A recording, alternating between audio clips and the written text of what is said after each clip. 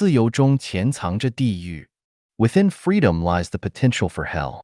Xiefeng, July 14, 2024. First of all, let me clearly state, I am firmly opposed to any form of coercion. I oppose anyone imposing their will on others. I oppose autocracy and dictatorship, and I also oppose mass movements that lack rationality. I advocate for freedom, freedom of the body, mind, and spirit. But today, I want to point out that hidden within freedom lies the potential for hell. Freedom belongs to those who are highly spiritual, humble, eager to learn, proactive, and selflessly giving without worrying about personal gain or loss. If someone is lazy, selfish, greedy, cunning, calculating, scheming, or too foolish to understand their own position and framework for growth, then freedom will likely lead them to hell. The Life-Echanuan International Family Organization purchased a resort in northern British Columbia, Canada, by a famous lakeside. The scenery here is beautiful and tranquil. Sitting by the lake, you can enjoy the blue sky, white clouds, and birds in flight, while also seeing the endless coastal mountains with snowy peaks that remain white even in the height of summer. Upon arriving at the resort, there was much work to be done. I needed help, as we had 7 independent cabins for guests and 12 camping sites, and managing all of this with just 1 or 2 people was impossible. The Life-Echanuan Second Home program prevents us from hiring employees, as hiring involves paying wages, and the program doesn't allow monetary transactions within the community. Therefore, only Chanyuan Celestials, members, and temporary volunteers can work here. However, we were short on Chanyuan Celestials, as several were needed to manage a thriving small and we run at another location in Canada.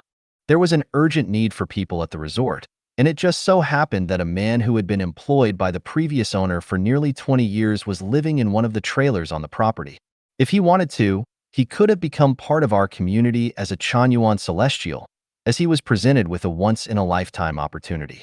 Unfortunately, he didn't seize this chance. He stayed at the resort for 2 months, rent-free, and in the end, I had no choice but to ask him to leave. My principle is that I will never assign tasks to anyone, nor will I demand or force anyone to do anything. Life-Echanuan's values are based on self-awareness and voluntary participation. Therefore, in our community, every member must first be granted full freedom, and secondly, each member must engage in work they are skilled at and passionate about, striving to achieve excellence in what they do. I give you complete freedom, and then I observe you.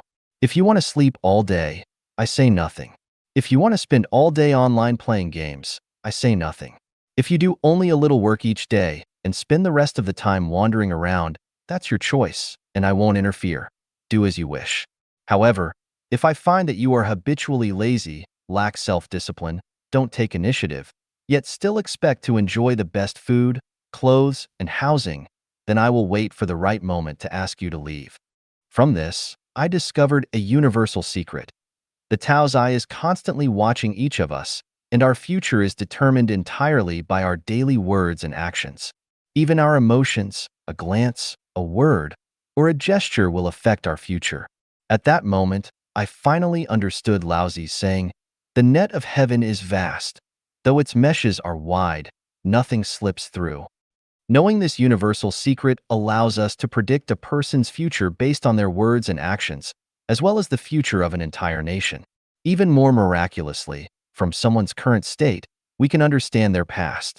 In other words, by observing a person's current situation, we can discern their past thoughts and actions. At that point, you'll realize how incredibly just the way of heaven is.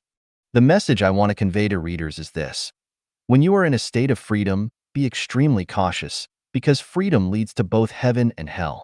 Humility, restraint, and selfless contribution will surely lead to heaven, while arrogance, indulgence, and the pursuit of comfort will surely lead to hell.